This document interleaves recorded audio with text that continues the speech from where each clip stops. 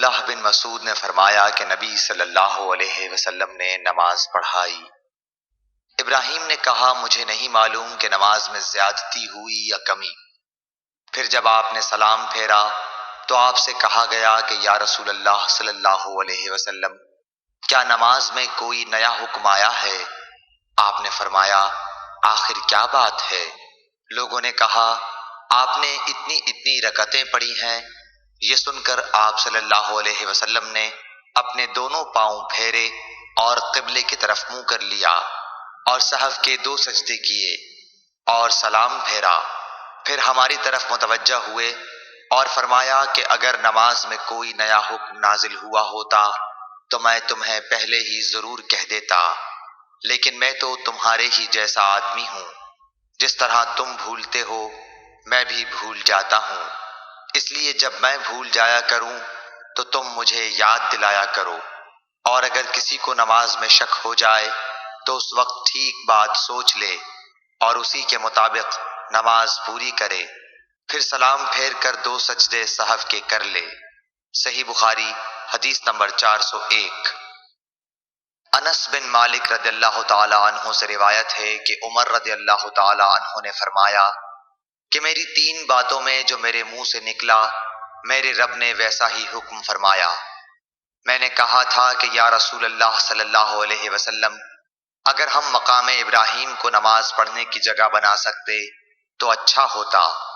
اس پر یہ آیت نازل ہوئی اور تم مقام ابراہیم کو نماز پڑھنے کی جگہ بنا لو۔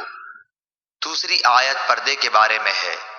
میں نے کہا تھا کہ یا رسول اللہ کاش آپ اپنی عورتوں کو پردے کا حکم دیتے، کیونکہ ان سے اچھے اور برے ہر طرح کے لوگ بات کرتے ہیں۔ اس پر پردے کی آیت نازل ہوئی۔ اور ایک مرتبہ حضور صلی اللہ علیہ وسلم کی بیویاں جوش و خروش میں آپ کی خدمت میں اتفاق کر کے کچھ مطالبات لے کر حاضر ہوئیں۔ میں نے ان سے کہا کہ ہو سکتا ہے کہ اللہ پاک تمہیں طلاق دلا دیں اور تمہارے بدلے تم سے بہتر مسلمہ بیویاں اپنے رسول صلی اللہ علیہ وسلم کو عنایت کریں، تو یہ آیت نازل ہوئی عسیٰ ربہ ان طلقکن ان یبدلہ ازواجا خیرا منکن۔ اور سعید بن ابی مریم نے کہا کہ مجھے یحییٰ بن ایوب نے خبر دی، کہا کہ ہم سے حمید نے بیان کیا، کہا میں نے حضرت انس رضی اللہ تعالی عنہ سے یہ حدیث سنی۔ صحیح بخاری حدیث نمبر 402۔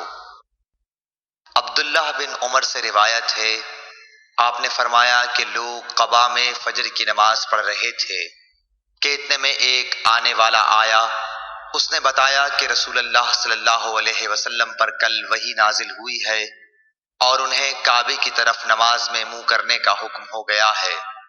چنانچہ ان لوگوں نے بھی کعبے کی جانب منہ کر لیے، جبکہ اس وقت وہ شام کی جانب منہ کیے ہوئے تھے، اس لیے وہ سب کعبے کی جانب گھوم گئے۔ صحیح بخاری حدیث نمبر 403۔ جناب عبداللہ سے روایت ہے انہوں نے فرمایا کہ نبی کریم صلی اللہ علیہ وسلم نے بھولے سے ظہر کی نماز ایک مرتبہ 5 رکعت پڑھی۔ اس پر لوگوں نے پوچھا کہ کیا نماز میں زیادتی ہو گئی ہے؟ آپ صلی اللہ علیہ وسلم نے فرمایا کیا بات ہے؟ صحابہ نے عرض کی کہ آپ نے 5 رکعت پڑھی ہیں۔ عبداللہ بن مسعود رضی اللہ تعالیٰ عنہ نے فرمایا کہ پھر آپ نے اپنے پاؤں موڑ لیے اور سہو کے 2 سجدے کیے۔ صحیح بخاری حدیث نمبر 404۔ انس بن مالک رضی اللہ تعالیٰ عنہ سے روایت ہے کہ نبی کریم صلی اللہ علیہ وسلم نے قبلے کی طرف دیوار پر بلغم دیکھا جو آپ کو ناگوار گزرا، اور یہ ناگواری آپ کے چہرہ مبارک پر دکھائی دینے لگی۔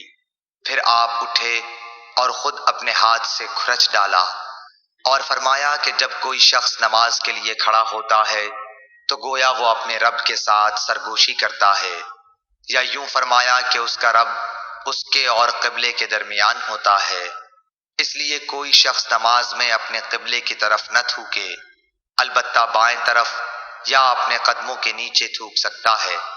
پھر آپ نے اپنی چادر کا کنارہ لیا، اس پر تھوکا، پھر اس کو الٹ پلٹ کیا اور فرمایا یا اس طرح کر لیا کرو۔ صحیح بخاری حدیث نمبر 405۔ عبداللہ بن عمر رضی اللہ تعالیٰ عنہ سے روایت ہے کہ رسول اللہ صلی اللہ علیہ وسلم نے قبلے کی دیوار پر تھوک دیکھا۔ آپ صلی اللہ علیہ وسلم نے اسے کھرچ ڈالا۔ پھر آپ نے لوگوں سے خطاب کیا اور فرمایا کہ جب کوئی شخص نماز میں ہو تو اپنے منہ کے سامنے نہ تھوکے، کیونکہ نماز میں منہ کے سامنے اللہ عز و جل ہوتا ہے۔ صحیح بخاری حدیث نمبر 406۔ حضرت عائشہ ام المومنین رضی اللہ تعالی عنہا سے روایت ہے کہ رسول اللہ صلی اللہ علیہ وسلم نے قبلے کی دیوار پر رینٹ یا تھوک یا بلغم دیکھا تو اسے آپ نے کھرچ ڈالا۔ صحیح بخاری حدیث نمبر 407۔ رسول اللہ صلی اللہ علیہ وسلم نے مسجد کی دیوار پر بلغم دیکھا۔ پھر رسول اللہ صلی اللہ علیہ وآلہ وسلم نے ایک کنکری لی اور اسے صاف کر دیا۔ پھر فرمایا کہ جب تم میں سے کوئی شخص تھوکے تو اسے اپنے منہ کے سامنے یا دائیں طرف نہیں تھوکنا چاہیے، البتہ بائیں طرف یا اپنے پاؤں کے نیچے تھوک لے۔ صحیح بخاری حدیث نمبر 408۔ رسول اللہ صلی اللہ علیہ وسلم نے مسجد کی دیوار پر بلغم دیکھا۔ پھر رسول اللہ صلی اللہ علیہ وآلہ وسلم نے ایک کنکری لی اور اسے صاف کر دیا۔ پھر فرمایا کہ جب تم میں سے کوئی شخص تھوکے تو اسے اپنے منہ کے سامنے یا دائیں طرف نہیں تھوکنا چاہیے، البتہ بائیں طرف یا اپنے پاؤں کے نیچے تھوک لے۔ صحیح البخاری حدیث نمبر 409۔ رسول اللہ صلی اللہ علیہ وسلم نے ایک کنکری سے اسے کھرچ ڈالا اور فرمایا اگر تم میں سے کسی کو تھوکنا ہو تو اسے اپنے چہرے کے سامنے یا اپنے دائیں طرف نہ تھوکا کرو، البتہ اپنے بائیں طرف یا اپنے بائیں قدم کے نیچے تھوک سکتے ہو۔ صحیح بخاری حدیث نمبر 410۔ رسول اللہ صلی اللہ علیہ وسلم نے ایک کنکری سے اسے کھرچ ڈالا اور فرمایا اگر تم میں سے کسی کو تھوکنا ہو تو اسے اپنے چہرے کے سامنے یا اپنے دائیں طرف نہ تھوکا کرو، البتہ اپنے بائیں طرف یا اپنے بائیں قدم کے نیچے تھوک سکتے ہو۔ صحیح بخاری حدیث نمبر 411۔ انس بن مالک رضی اللہ تعالی عنہ سے روایت ہے کہ نبی کریم صلی اللہ علیہ وسلم نے فرمایا تم اپنے سامنے یا اپنی دائیں طرف نہ تھوکا کرو، البتہ بائیں طرف یا بائیں قدم کے نیچے تھوک سکتے ہو۔ صحیح بخاری حدیث نمبر 412۔ انس بن مالک رضی اللہ تعالی عنہ سے روایت ہے کہ نبی کریم صلی اللہ علیہ وسلم نے فرمایا مومن جب نماز میں ہوتا ہے تو وہ اپنے رب سے سرگوشی کرتا ہے، اس لیے وہ اپنے سامنے یا دائیں طرف نہ تھوکے، ہاں بائیں طرف یا پاؤں کے نیچے تھوک لے۔ صحیح بخاری حدیث نمبر 413۔ ابو سعید خدری سے روایت ہے کہ نبی کریم صلی اللہ علیہ وسلم نے مسجد کے قبلے کی دیوار پر بلغم دیکھا تو آپ نے اسے کنکری سے کھرچ ڈالا۔ پھر فرمایا کہ کوئی شخص سامنے یا دائیں طرف نہ تھوکے، البتہ بائیں طرف یا بائیں پاؤں کے نیچے تھوک لینا چاہیے۔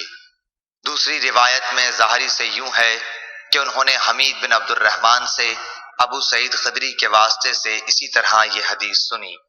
صحیح بخاری حدیث نمبر 414۔ انس بن مالک رضی اللہ تعالی عنہ سے روایت ہے کہ نبی کریم صلی اللہ علیہ وسلم نے فرمایا کہ مسجد میں تھوکنا گناہ ہے اور اس کا کفارہ اسے زمین میں چھپا دینا ہے۔ صحیح بخاری حدیث نمبر 415۔ حضرت ابو ہریرہ رضی اللہ تعالی عنہ سے روایت ہے، وہ نبی کریم صلی اللہ علیہ وسلم سے نقل کرتے ہیں کہ آپ نے فرمایا جب کوئی شخص نماز کے لیے کھڑا ہو تو سامنے نہ تھوکے، کیونکہ وہ جب تک اپنی نماز کی جگہ میں ہوتا ہے تو اللہ تعالیٰ سے سرگوشی کرتا رہتا ہے، اور دائیں طرف بھی نہ تھوکے کیونکہ اس طرف فرشتہ ہوتا ہے، ہاں بائیں طرف یا قدم کے نیچے تھوک لے اور اسے مٹی میں چھپا دے۔ صحیح بخاری حدیث نمبر 416۔ انس بن مالک رضی اللہ تعالیٰ عنہ سے روایت ہے کہ نبی کریم صلی اللہ علیہ وسلم نے قبلے کی طرف دیوار پر بلغم دیکھا تو آپ نے خود اسے کھرچ ڈالا اور آپ کی ناخوشی کو محسوس کیا گیا، یا راوی نے اس طرح بیان کیا کہ اس کی وجہ سے آپ کی شدید ناگواری کو محسوس کیا گیا۔ پھر آپ نے فرمایا کہ جب کوئی شخص نماز کے لیے کھڑا ہوتا ہے تو وہ اپنے رب سے سرگوشی کرتا ہے، یا یہ کہ اس کا رب اس کے اور قبلے کے درمیان ہوتا ہے، اس لیے قبلے کی طرف نہ تھوکا کرو، البتہ بائیں طرف یا قدم کے نیچے تھوک لیا کرو۔ پھر آپ نے اپنی چادر کا ایک کونا کنارہ لیا، اس میں تھوکا اور چادر کی ایک تہہ کو دوسری تہہ پر پھیر لیا اور فرمایا یا اس طرح کر لیا کرے۔ صحیح بخاری حدیث نمبر 417۔ حضرت ابو ہریرہ رضی اللہ تعالیٰ عنہ سے روایت ہے کہ رسول اللہ صلی اللہ علیہ وسلم نے فرمایا، کیا تمہارا یہ خیال ہے کہ میرا منہ نماز میں قبلے کی طرف ہے؟ اللہ کی قسم مجھ سے نہ تمہارا خشوع چھپتا ہے نہ رکوع، میں اپنی پیٹھ کے پیچھے سے تم کو دیکھتا رہتا ہوں۔ صحیح بخاری حدیث نمبر 418۔ انس بن مالک رضی اللہ تعالیٰ عنہ سے روایت ہے کہ نبی کریم صلی اللہ علیہ وسلم نے ہمیں ایک مرتبہ نماز پڑھائی، پھر آپ منبر پر چڑھے، پھر نماز کے باب میں اور رکوع کے باب میں فرمایا، میں تمہیں پیچھے سے بھی اسی طرح دیکھتا رہتا ہوں جیسے اب سامنے سے دیکھ رہا ہوں۔ صحیح بخاری حدیث نمبر 419۔ عبداللہ بن عمر رضی اللہ تعالی عنہ سے روایت ہے کہ رسول اللہ صلی اللہ علیہ وسلم نے ان گھوڑوں کی جنہیں جہاد کے لیے تیار کیا گیا تھا مقام حفیہ سے دوڑ کرائی۔ اس دوڑ کی حد ثنیۃ الوداع تھی، اور جو گھوڑے ابھی تیار نہیں ہوئے تھے ان کی دوڑ تثنی الوداع سے مسجد بنی زریق تک کرائی۔ عبداللہ بن عمر رضی اللہ تعالی عنہ نے بھی اس گھوڑ دوڑ میں شرکت کی تھی۔ صحیح بخاری حدیث نمبر 420۔